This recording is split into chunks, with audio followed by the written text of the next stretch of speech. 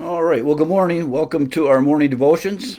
And we're in Judges chapter 18, which is built on Judges chapter 17, which I just left for reading earlier in the weekend. But this is just some absolutely crazy material here. And I mean, it raises so many questions, which I'm not, don't have time in devotions to address about why it's here at all of these things.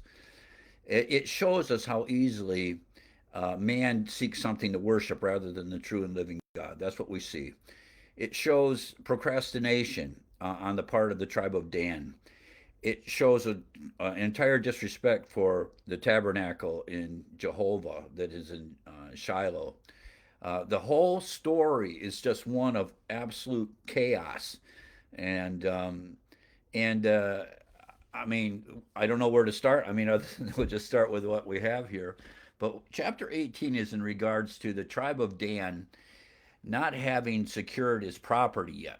And so they send out spies to find out what a good place would be for the tribe of Dan to establish itself. It's almost like we're going back to the beginning with Joshua, where they have to occupy the land and then they're going to, by lots, decide where they go. Well, somewhere in the mix here, the tribe of Dan has not yet established its property. It does not say why that is. I mean, we can conjecture things, but they're looking for a place to establish their own tribe. Now, the tribe of Dan is relatively small, so they send out 5 spies, and they come across the house of Micah, which is all that chapter 17 is about. And when you read chapter 17, my sister noted that, I mean, it's just a kind of an odd passage, except it's built into the next chapter. In chapter 17, what happens is that Micah's mother gives him money, and he buys an ephod, and he buys idols. He gets some idols made, and sending up this cult in his house. That's what's going on.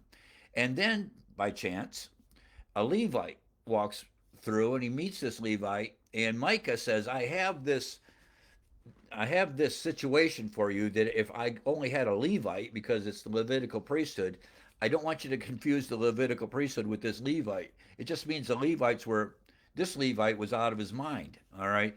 He says, I've established like this little alternative to Jehovah worship in my house. And I have an ephod. He says back here in verse 17, or chapter 17, he said, and he restored the money unto his mother, and his mother took 200 shekels of silver and gave them to the founder who made thereof a graven image, a molten image, and they were in the house of Micah. And then down here in verse 9 of chapter 17, and Micah said unto him, that is the Levite, whence comest thou? And he said unto him, I am a Levite of Bethlehem, Judah, and I go to sojourn where I may find a place. That is, he's like wandering. He's like a wandering monk. And so Micah says, well, listen, this is where you should be. I made this alternative to Jehovah worship in my house. And it says in verse 11, oh no, here, this is what Micah says to him, whether this wandering Levite. And Micah said unto him, dwell with me and be unto me a father and a priest, and I will give thee 10 shekels of silver by the year, and a suit of apparel, and thy victuals. So the Levite went in. And then it says, and Micah consecrated, verse 12, the Levite. Like, who's Micah? Micah is a thief, as this chapter starts. Micah's nobody, but Micah thinks he's somebody. All right, but this whole story we're saying is just absolutely contrary to Jehovah worship and the tabernacle that is in Shiloh. All right, this is all just some. That's why I called it a cult. It's Micah's cult, and he found a Levite to participate, which I think is interesting. And you've heard me say this before. When it comes to false doctrine, you can always find some ecclesiastical person or some church person or some religious person to endorse it.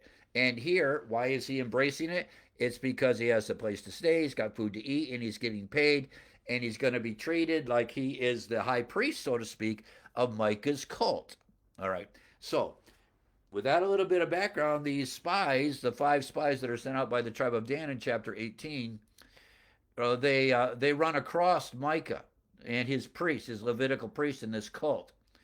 And so the band of Dan are just about as dense as can be, or at least nowhere near Jehovah worship, because they don't ask God for help on this. I just want you to see that how quickly, in the course of, well, I shouldn't say quickly because it's been hundreds of years now. We're getting to the end of, it's 300, what I say, 330 years about through the course of the book of Judges, but we're near the end of the book of Judges, and how far away they are from the truth. If you don't anchor yourself in the word, generation after generation, you have weak link, over and over and over. Finally, you got people that have no idea what they're doing, uh, and and that's what happened in the Middle Ages here in a broader history, and that's why the Renaissance was necessary to get back to the original writings, which was a tremendous impact, had a tremendous impact on the Reformation, where we're finally back to Greek and Hebrew Bibles from which to translate versions. All right, where we get Tyndale's version and ultimately the King James, but once you get off the rails, Mike Westminster Prof said it takes, according to our recent history, about 1,000 years to get back on. And for Israel here, it's not been 1,000 years, but they are so far off the rails that the tribe of Dan appeals to this Levite for counsel from God as he's worshiping his idols about what they should do, and if they're spying out the land to determine where they're going to put the tribe of Dan is going to be successful. And in chapter 18, after he asks, he says in verse 5, and they said unto him, ask counsel, we pray thee, of God, that we may know whether our way which we go shall be prosperous. So they're asking somebody that doesn't know anything for divine direction. This is just all nonsense. The whole thing is nonsense because this guy is no more connected with God. He is an idolater. It's like asking a Baal worshiper, except it's not even Baal. It's a cult. It's not even an established Canaanite religion. It's Micah's household cult that the tribe of Dan, these men that represent the whole tribe of Dan, are appealing to some ignoramus Levite. See? And then, but they're so sure that there's got to be some connection because he has idols and he looks like one, he talks like one. He's got a place where he worships and people are coming. Matter of fact, when the people are going to follow him after he goes with the tribe of Dan, like, hey, where's our priest going? Like he was a priest in the first place. Here this is this.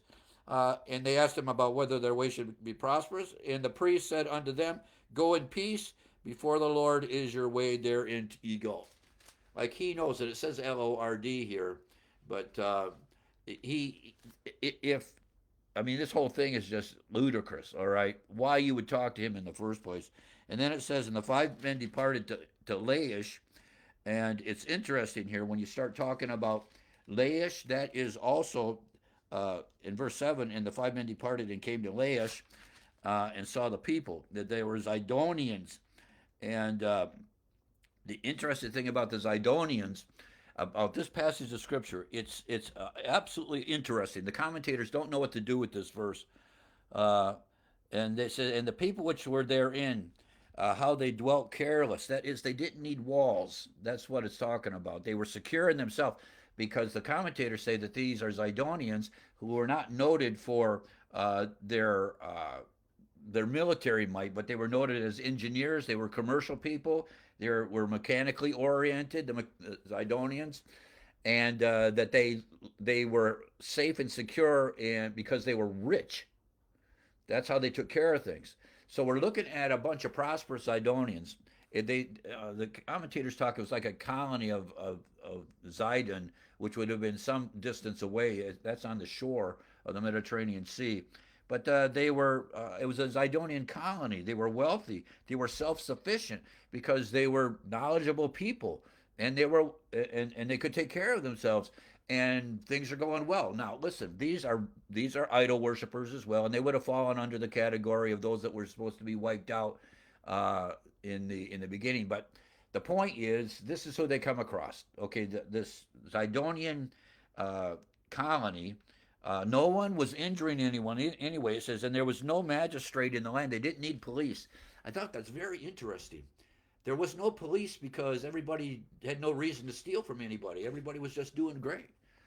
I mean, it's not that they weren't totally depraved people, but if there was no need to steal because everybody was doing great, I mean, you don't need a police officer. All right. so to speak. They were living comfortably on their own. There was no magistrate in the land that they might put them to shame in anything.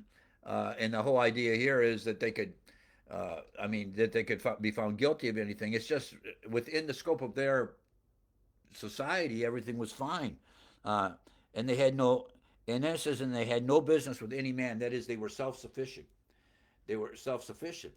So, as far as a colony of Zidonians that are just minding their own business and that are getting along pretty well here, not that they're not sinners and cheaters and liars like everybody else, but as far as their society was going, it was going along pretty well. This is who the five spies from the tribe of Dan stumbled upon after the Levite from Micah's Levite said, "Yeah, you're going to be prosperous in your journey."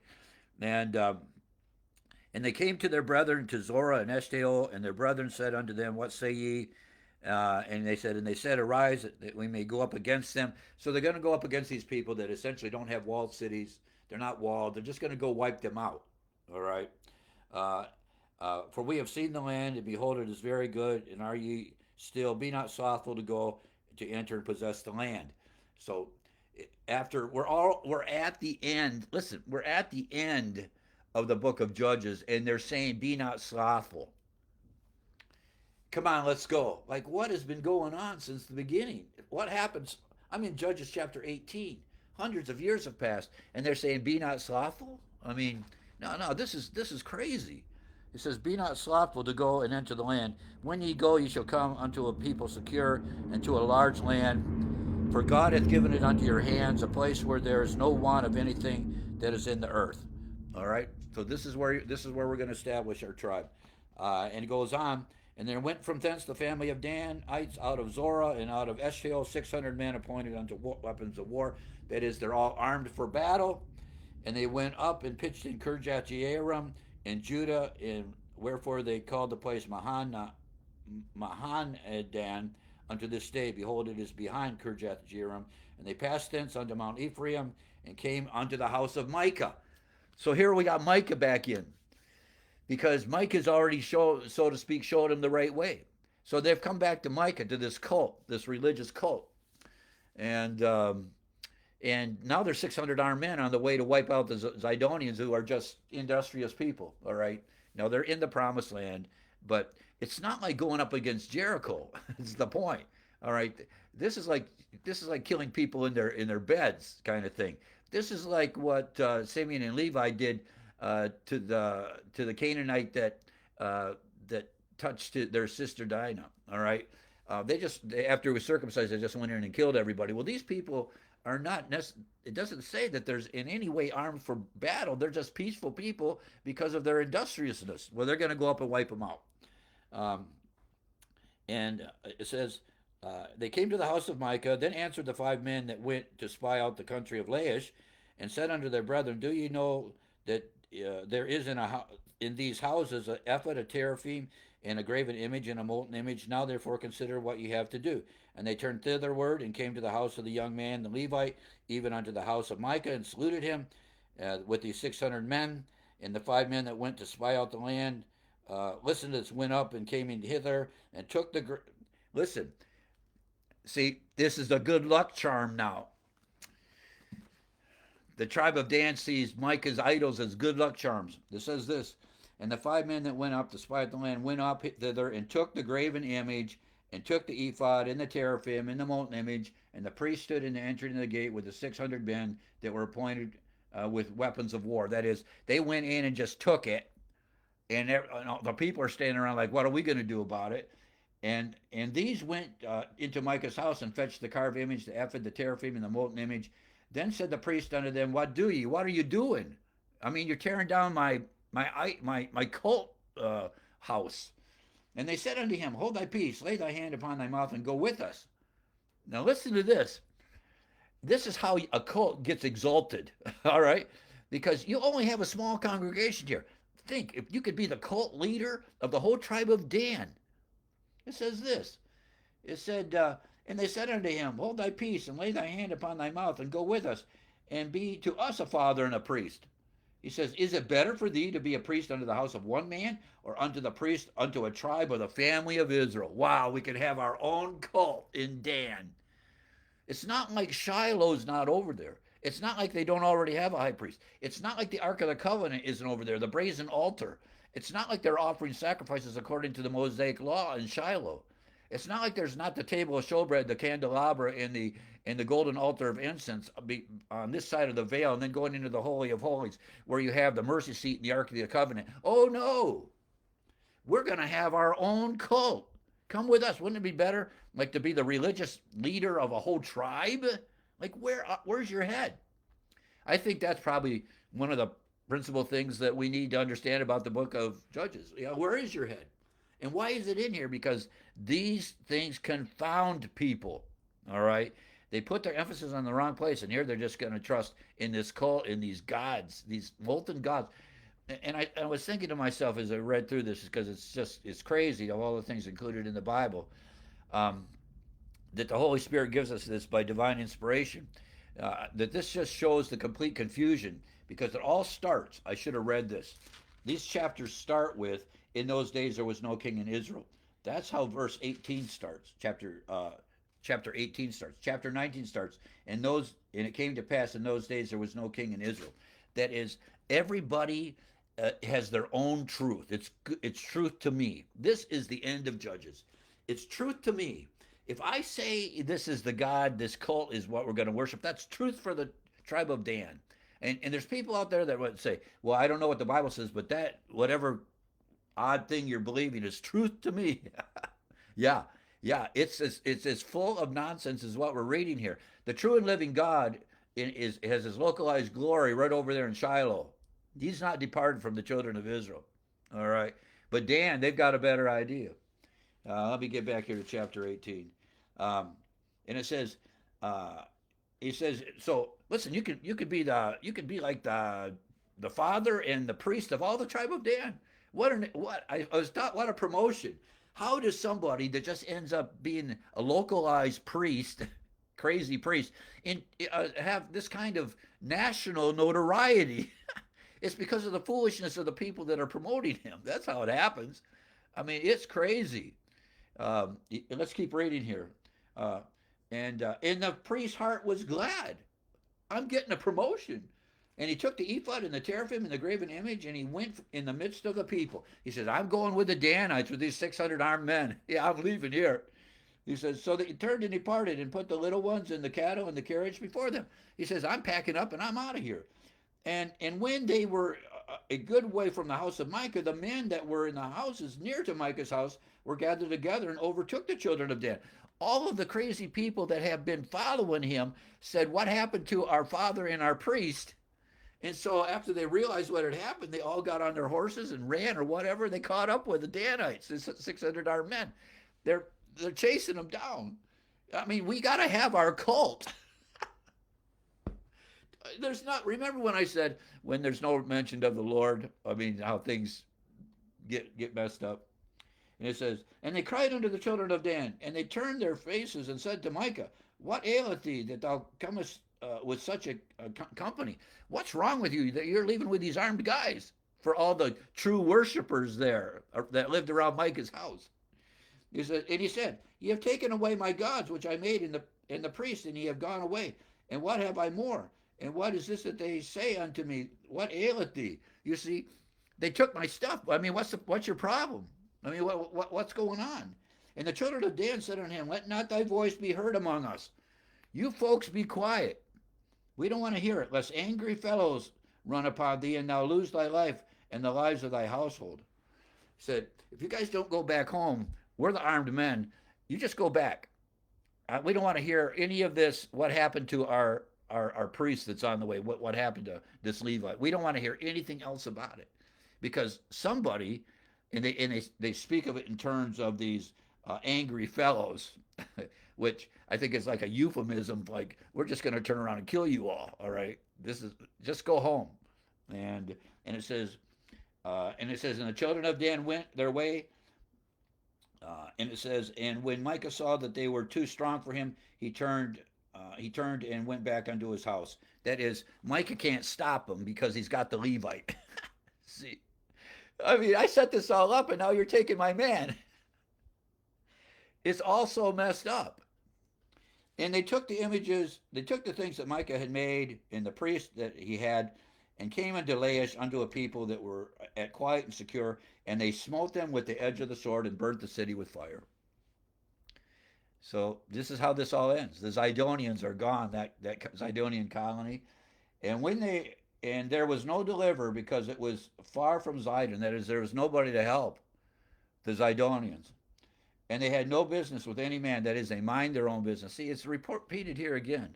They didn't need help from anybody, and they weren't connected with anybody because they were self-sufficient.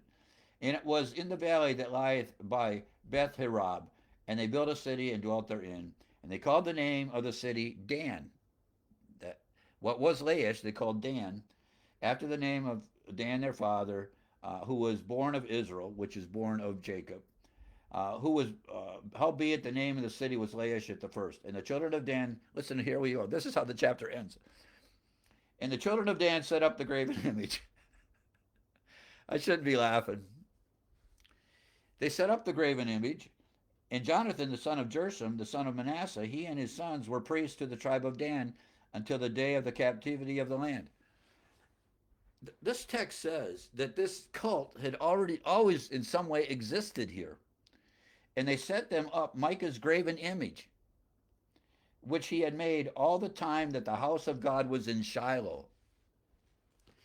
All the time the house of God was in Shiloh, these images that Micah's mother in chapter 17 had made turn out to be the focal points of worship for the tribe of Dan with this Levite. And then once he dies, because you have these others that take his place, that it doesn't say they were Levitical. Anyway, they were Levites. They took his place. And so Dan is got this alternative cult while the true and living God is just over here in Shiloh. All right. Um, that was my morning devotions. I told you when we got into the book of Judges that it is just full of remarkable stuff. And I know there's more that I should be able to draw from this. But what we see in this ultimately is because every man did that which was right in his own eyes, and there was no king in Israel to govern things, that everybody was like their own, everything was autonomous. Let's say it that way. Autonomy means self-rule. And when all there is autonomy, is everything is splintered and fragmented. What keeps the church in Israel together was a common law and a common worship. But if you don't have a common law and a common worship, then the nation is splintered. And it's there's something sickening a little bit about this, in that they just go in and wipe out people that are not in a position to defend themselves. This is not like these walled cities and all the instructions of sieges. These are people. Listen, the Gibeonites got away with things, and others were just paying tribute, right? But not the Danites. And the fact that they only brought 600 guys.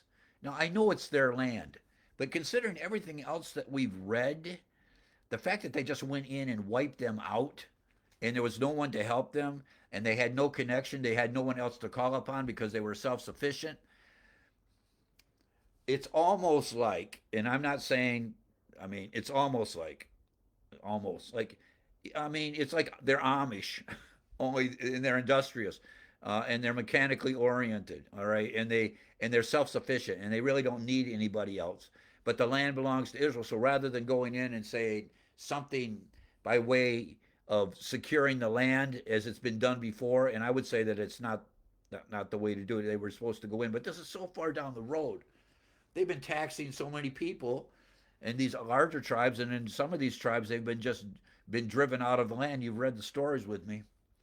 They go in and they just wipe these people out that are absolutely, as far as we can tell in the Bible, no risk to these people other than the fact that I mean, the Zidonians worship these false gods. So anyway, on that level, on one level, what Joshua says, they're supposed to go in and they're supposed to purge the land, but this is so far down the road, and 600 men is not that many, according to some of the things that have happened here in the past. That's just my assessment. Don't put too much weight in that.